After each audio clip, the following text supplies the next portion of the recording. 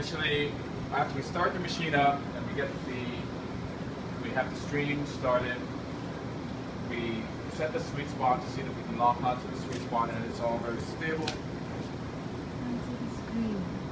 You're going to be on video, you know that. Everything you say, Kenna will be used against you. Anyway, so once we see that the stream is stable, usually you have to wait about 20 minutes to get a stable break-off. And if your break-off is not happy where you've currently set it, you can adjust, without the sweet spot being locked in, you can adjust your amplitude. And that will, turning down the amplitude drops the break-off, turning up the amplitude, of course, raises the break-off. And if it's really wide at the break-off point, you actually turn it down slowly and it will reduce that gap.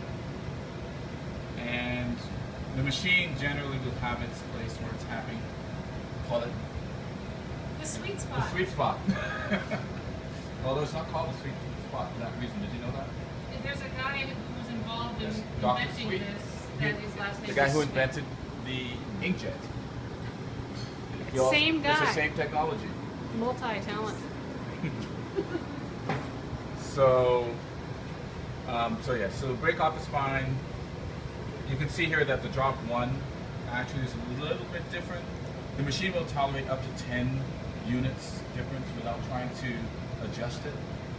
So I would generally,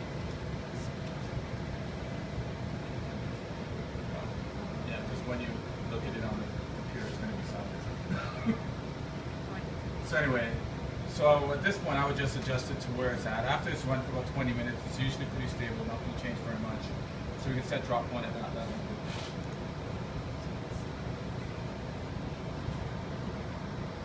Alright, so we're just going to go through basic setting up and preparing the FACS Aria for sorting. We're going to start off with first looking at this. We're also assuming people have some... Well, we're assuming people have some experience and background with running the machine, so we're not going to be too heavy on some of the basics about the software and the cytometer itself.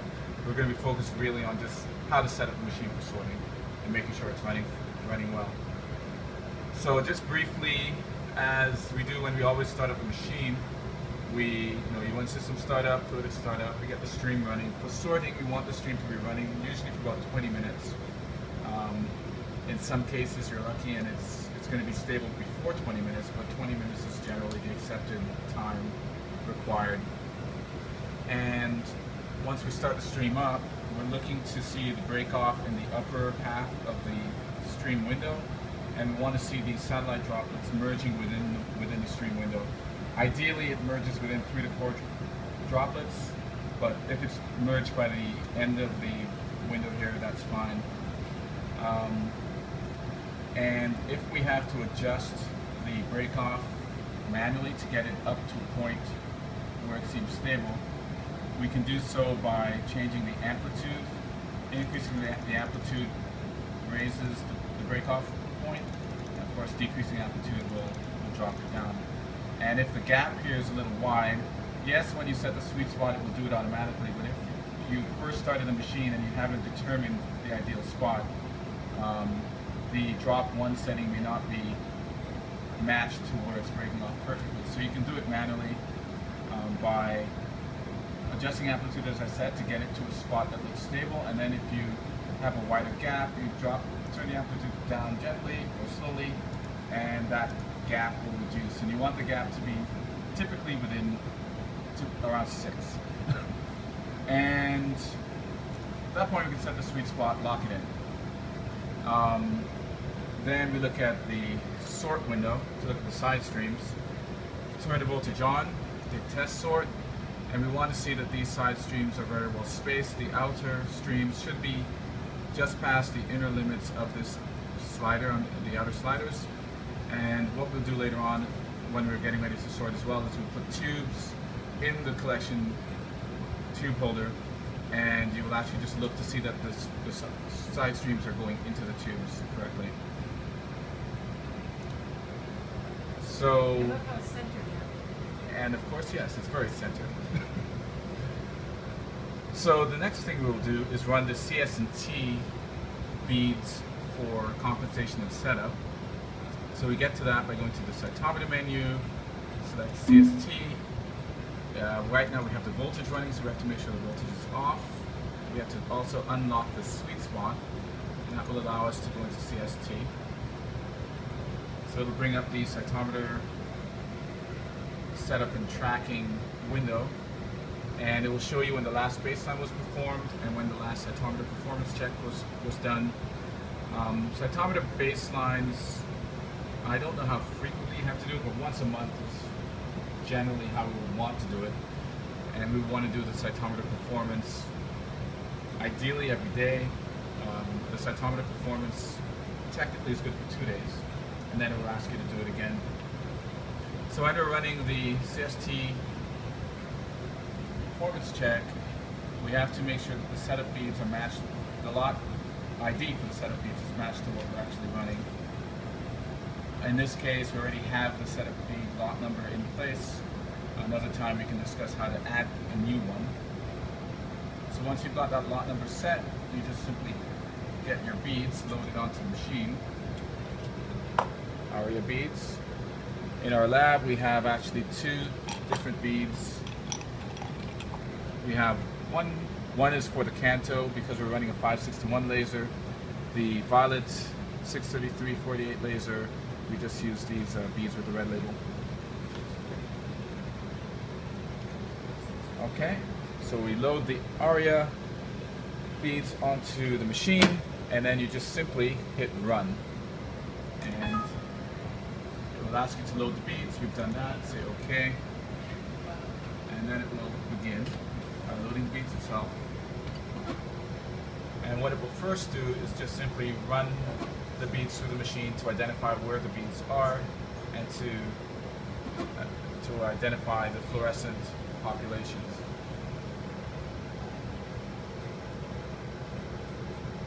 It takes sometimes a few seconds for the beads to actually show up, but they will do so eventually. And one thing that we want to keep an eye on just on the side is we have the sheath pressure and the sample pressure. And we want to see that the sheath pressure is a little bit lower than the sample pressure. That lets us know that the machine is functioning well, that the sample is being essentially pushed into the cytometer. A lot of times when you have a problem with the pressure regulator, you'll see that the sheath and sample pressures are virtually the same.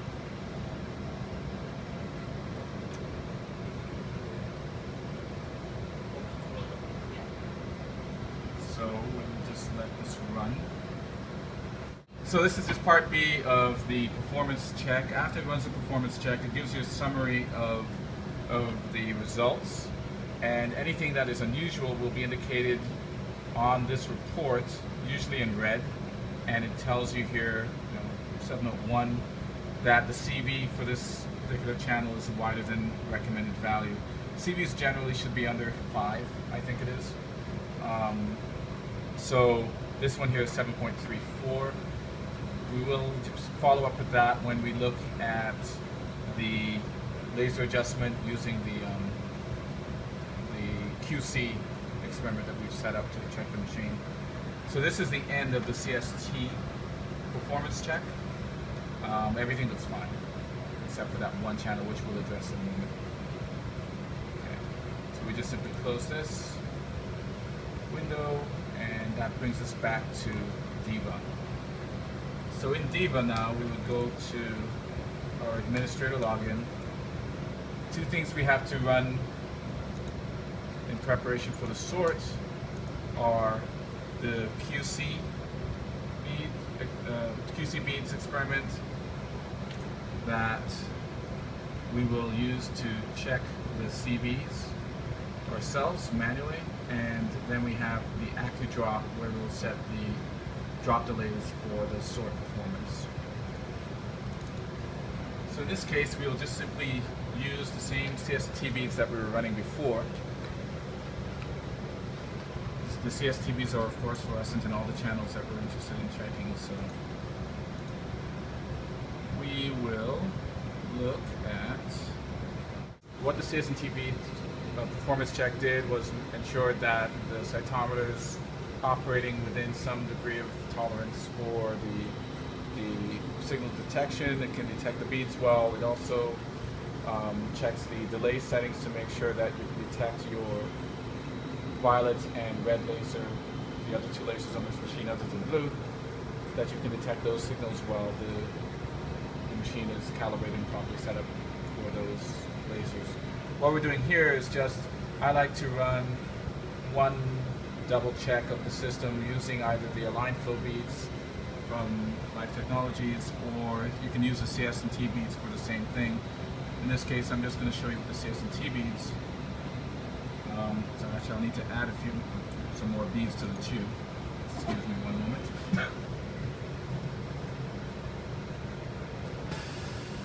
Just a little low on beads there. So it's usually about 2 drops or so per mil. There's a nice rate of flow. Okay.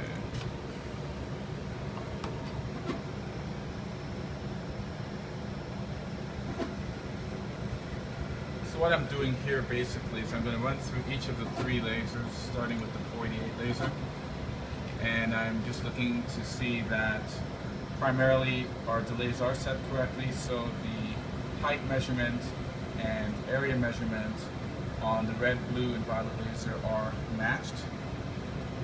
On the blue laser, you will look at height and area on the FITC channel. On the red laser, you look at that on the APC channel, and on the violet, you look at that often on the DAPI channel. And so the main things here, as I was saying, that the area and height measurements are matched.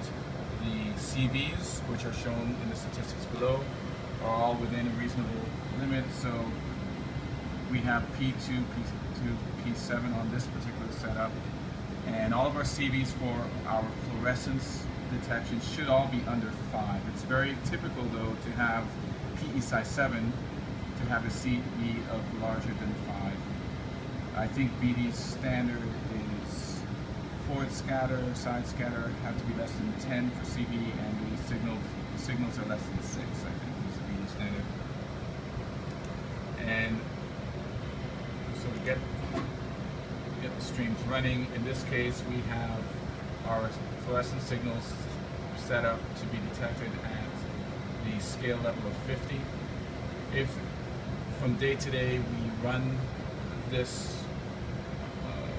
QC check and we find that the signal has shifted somewhat from 50, most of the time that's because of a change in the laser delay.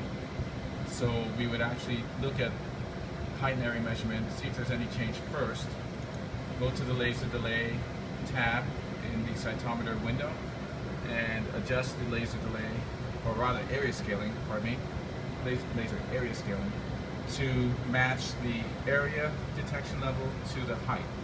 Height is the measurement that the machine is actually making, and the area is a calculated or translated value.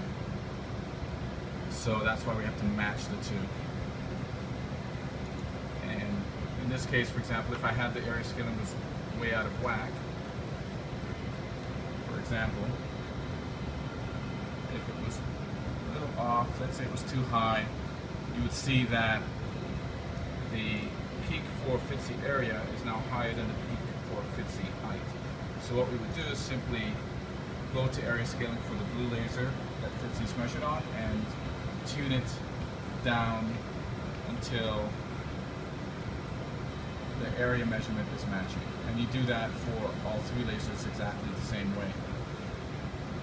And in this case, we see that all of our signals are coming out at 50. Our CVs are all generally 5 or less. PE size 7 is the only signal that's really over 5, which is not unusual. Our forward scatter is very tight, and our side scatter is definitely within tolerance. So everything is looking good on that laser. I like to record that every time I run it, just so I have a record of what it looked like. Then we go to the blue laser, Nice thing with the CST beads, you can also use rainbow beads for this as well, is you have one bead set to run all of your lasers. If you're using the line flow beads, you'll have individual beads for each laser. The thing with the violet and blue laser now is that we have two things to consider. One is area scaling, same as on the blue laser. We look at APC height and area on the red laser. First of all, looking to see if they've matched. If they're not, we would adjust the red laser area scaling to match area to the height.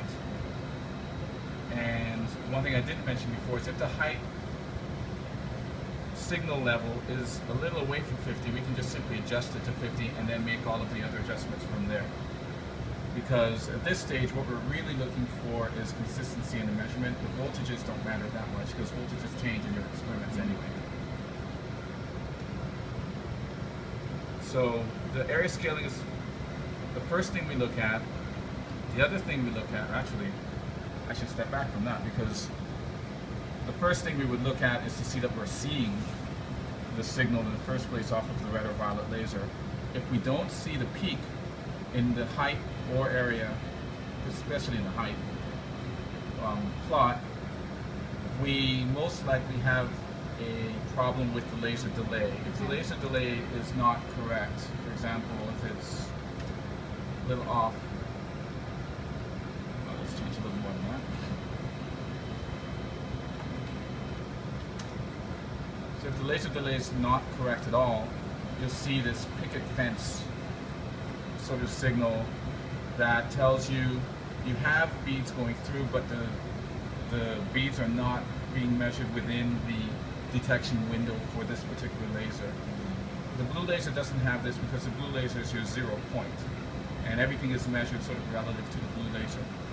So we have a window of detection that is set by the laser delay. So essentially it says either sometime before or sometime after the signal shows up on blue laser is where we expect to see the detection of that particular particle for this particular laser, in this case the red laser. So if we see this picket fence behavior, we have to go and set that by adjusting the laser delay. When we run CS&T, it should do this for us. But just in case, it's good to have that information. Yes. So actually this is a good example. If your laser delay is still a little bit off, you will see some signal, but it will be very low. And we're basing all of this on the fact that when we first ran this, we configured the machine and the voltages to detect those signals clearly. So if we're now not detecting them clearly, and we're detecting, of course, all the blue laser signals as well, it's just going to be a laser delay problem for this laser. So when things are back where they should be, we'll get a nice clear signal, and you can walk your laser delay in one direction or the other to see that signal come up. And if you go too far with the laser delay, the laser signal or the bead signal will start to drop off again.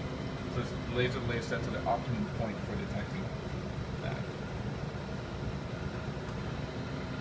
So our laser delay is correct, our area scaling is correct, height and area measurements are matched, all is well. So we can just record that and move on to the next laser. And of course, I didn't mention our CVs are also very well under 5 as well.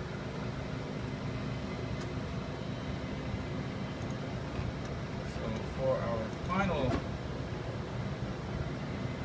check here on the violet laser, it's exactly the same as the red laser. The one thing that has to be mentioned, because I've made this mistake, is if by chance you're messing around with the laser delays, you change the numbers and all of a sudden you can't see any of your signal on the red or blue laser. A lot of times we make the mistake of changing the positive or negative valuation on the laser delay. Red laser is always negative, violet laser is always positive. I've made that mistake and it can cause a lot of confusion. Okay, say that one again. So sometimes we're changing the laser delays and you might type the number in and forget to put the negative sign, for example, put the negative sign on the wrong laser and you'll suddenly lose the signal, and no matter what you do, you can't find it. So just make sure that red is negative, violet is positive, and then proceed from there. Okay, so again, just like the red laser, we are looking at height and area being matched. The CVs are not showing in this case, but the CVs still look pretty tight. I know that the DAPI CV was a little bit high. So what we'll do is just see if we can adjust a little bit the laser focus to tighten up the CV on DAPI. Let's actually show CVs here.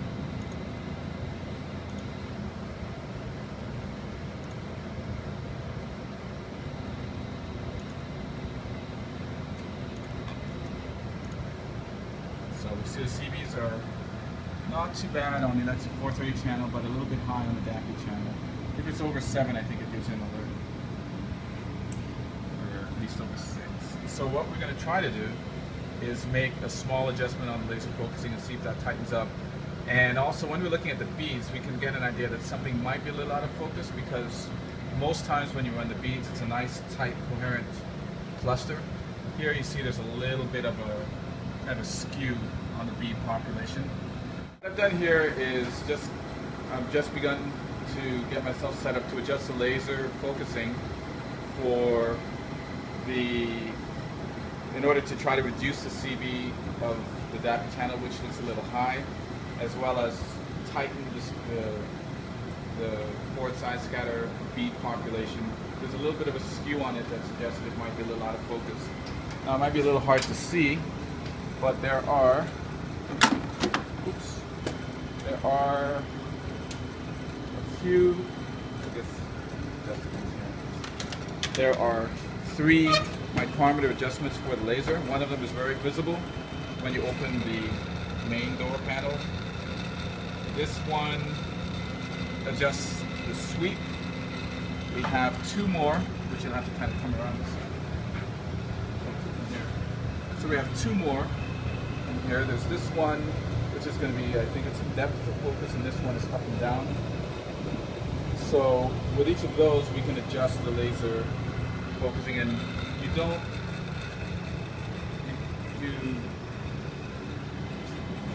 with practice you kind of get a hang for which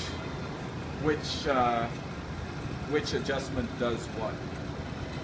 So for example, if I adjust the sweep and you focus on the screen, I'm just going to adjust the sweep a little bit.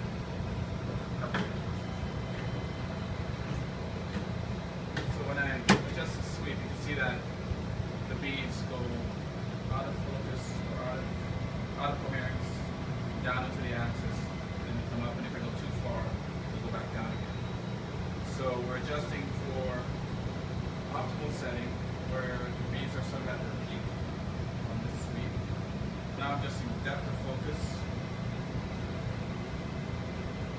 which pulls the beads out of the window. So it's affecting both channels